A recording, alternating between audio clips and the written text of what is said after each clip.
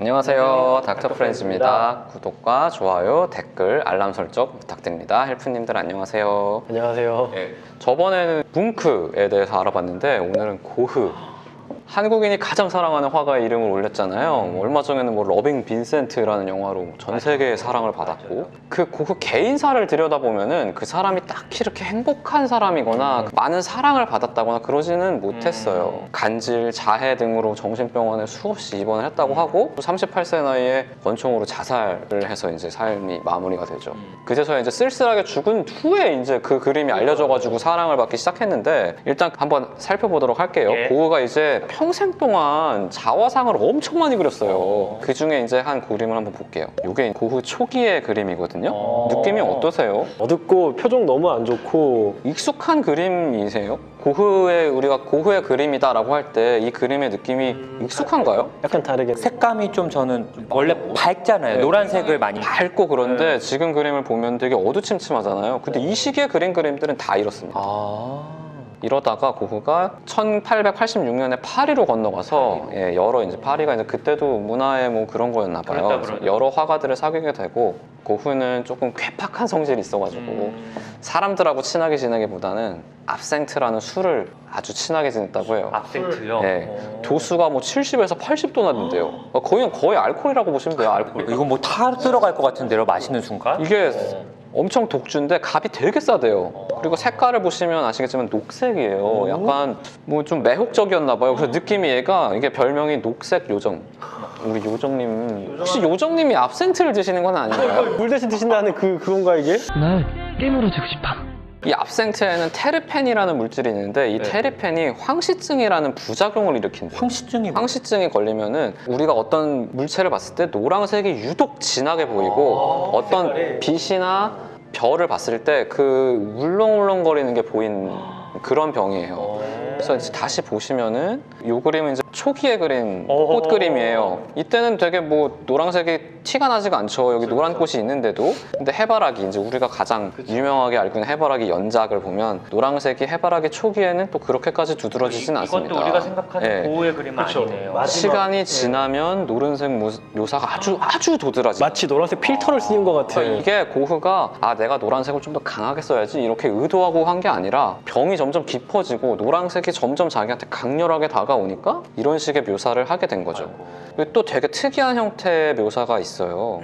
여기 보시면 이게 다 별이거든요. 네네네. 별 근처에 보면 별이 그냥 하나의 점으로 탁 찍혀 있는 게 아니라 별 주변에 약간 별무리처럼 이렇게 구름처럼, 이걸 운년이라고 하는데, 이런 게 황시증 걸린 사람한테 나타나는 증상이에요. 실제로 별은 사실 하나에 딱 박혀 있는 점처럼 보이잖아요, 원래는. 이런 전등 같은 것도 그냥 이렇게 빛나는 것처럼 보여야 되는데, 그런 전등 근처에도 운륜을 계속 그려넣어요, 고흐는.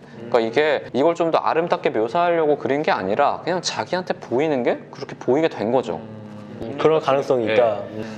그렇게 생각을 하고, 그 다음에 이제 자화상을 보면은 아까 봤던 자화상이랑 어떠세요? 완전 달라요. 노란색 필터에다가 이제 정말 자기 얼굴을 노란색 필터를 대고 본 것 같이 아주 노란색이 선명하게 변했죠. 노란색 밀짚 모자인가요, 이게? 이건 밀짚 모자인데 뭐 타는 듯이 황금 모자를 쓴 것처럼 보이죠. 그런데 이제 안타깝게도 고흐가 앓고 있었다라고 추정되는 병의 종류가 30가지가 넘는데요. 그러니까요. 그래서 이것만이 아니고 요거 이제 아주 유명한 그림이죠.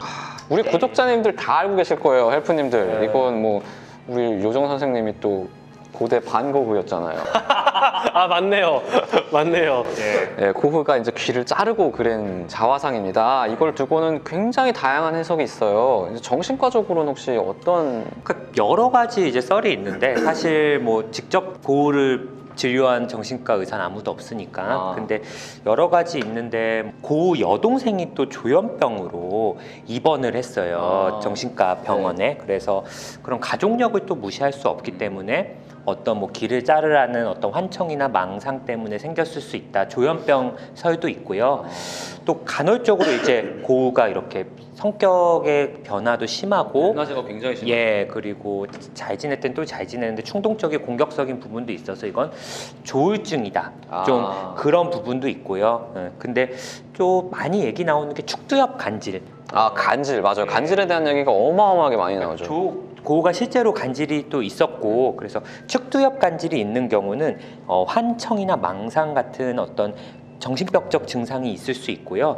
그리고 간질과 간질 사이에 기분 변화가 좀 생겨요. 아, 그 축두엽의 성격을 약간 이런 예. 그래서 고흐가 이렇게 막 왔다 갔다 했던 게 그런 영향을 있을 수도 받은- 있지 않을까. 그래서 간질과 간질 사이에 예민하고 흥분하고 결국은 자살까지, 권총 자살까지 한 것도 어떤 그런 간질 후에 나타나는 그런 흔히 볼 수 있는 증상들 중에 하나여가지고 측두엽 간질, 요즘은 뭐 내전증이라는 표현을 많이 쓰는데 그런 부분이 아닐까 얘기들을 많이 나오는데 사실 잘은 모르죠. 그쵸. 일단 확인할 수는 사실 없으니까. 이미 돌아가신 지 오래되신 예, 분이니까요.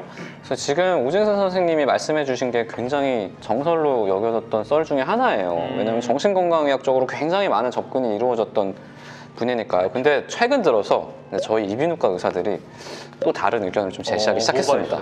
자, 보실까요? 이제 되게 유명한 그림이에요. 별이 빛나는 밤. 너무 좋아. 이 그림을 보면 가장 먼저 뭐가 보이세요? 소용돌이. 그러게요. 보면은 소용돌이가 어마어마하게 많이 보이죠. 예, 별들 그리고 사이에. 아까 제가 말씀드린 황시증의 증상인 별 근처에 이렇게 은윤이 계속 보이고요. 근데 하늘이 이날이라고 해서 소용돌이가 치지는 않았을 텐데 그렇죠. 왜 가만히 있는 그림을 이렇게 하늘을 이렇게 그렸을까요? 본인이 실제로 이렇게 빙글빙글 돈다고 느꼈기 때문에 어쩌면 세상이 이렇게 뺑글뺑글 돌게 보였을 것 같아요. 근데 이런 그림이 여기서만 보이는 게 아니고 이 그림을 그린 이후의 그림들을 보면은 이 소용돌이 형태가 굉장히 많이 나타나요. 그전에는 이 전까지는 없었던 특징이거든요. 이거는 이제 밤의 프로방스 시골길이라는 그림입니다. 아까 보았던 것처럼 이렇게 뺑글뺑글 도는 그림들이 그러네요. 계속 있죠. 그런 화풍이 예. 이게 화풍의 변화로만 여겼었는데 그러니까 그림이 비슷한 시기에 그려졌기 때문에. 근데 이 시기에 이제 동생 태호에게 보낸 편지를 엄청 아끼는 동생이잖아요. 예, 태호랑 뭐 편지를 수도 없이 주고 받았죠. 그때 보낸 편지 보면 어지럽다라는 그런 표현이 실제로 등장해요. 여러 번 등장하고요. 어지럼증이 나를 놔주지 않는다 이런 식의 표현도 써요. 그리고 또 고흐가 환청을 들었다고 우리가 하잖아요. 네. 근데 이 사람의 환청이라고 하는 거를 편지를 들여다보면은 뜻을 알 수 없는 이상한 소리, 소음, 마치 이렇게 이명같이 그러니까 그 이명의 뜻이 있거나 내가 알아들을 수 있는 어떤 메시지가 있으면 환청이라고 하고 그런 게 없고 그냥 소음이면 우리 이명이라고 하잖아요. 그러니까 이게 어쩌면 환청이 아니라 이명이었을 수도 있다. 이런 해석이 있는 거예요. 되게 흥미롭네요. 삐 하면서 계속 세상이 도는 듯한 예. 느낌. 그리고 여기에 더해서 뭐 내가 풀장 안에 들어오는 것처럼 귀가 답답하다, 먹먹하다 이런 식의 표현도 많이 하거든요. 어지럽고 뭐 귀가 우는 병. 이거는 혹시 어떤 병이 떠오르세요? 메니에르. 굉장히 유명한 병이죠. 저도 이제 이비인후과 의사로서 많이 진료하고 있는 메니에르라는 병명이 떠오르는데 이 병명을 생각하고 다시 아까 그 자화상을 볼게요. 보면은 귀를 잘라버렸구나. 환자가 정신분열이나 그런 게 아니라 귀에서 우는 소리가 너무 고통스럽고 날마다 뺑뺑 도니까 이게 너무 싫어가지고 혹시 귀를 잘라낸 건 아닌가 이런 생각을 이제 이비인후과 의사들이 하게 된 거죠. 저도 혹시 이런 그림을 그려서 그린 게 아닌가 하는 생각이 들고 실제로 메니에르 환자분들이 그 정도로 힘들다고 호소를 하신다면서요. 엄청 괴로워하세요. 우울증을 같이 앓고 있는 빈도도 뭐 굉장히 높고 뭐 40%까지 보고하는 경우도 있으니까요. 삥삥 도는 세상을 직시하고, 그러니까 극복하고 그려낸 것이 또 고흐가 태호에게 보낸 여러 편지에 빛나는 별을 언젠가는 그리고 싶다. 내가 밤하늘에 빛나는 별을 제대로 그리고 싶다. 이런 식의 표현을 많이 하거든요.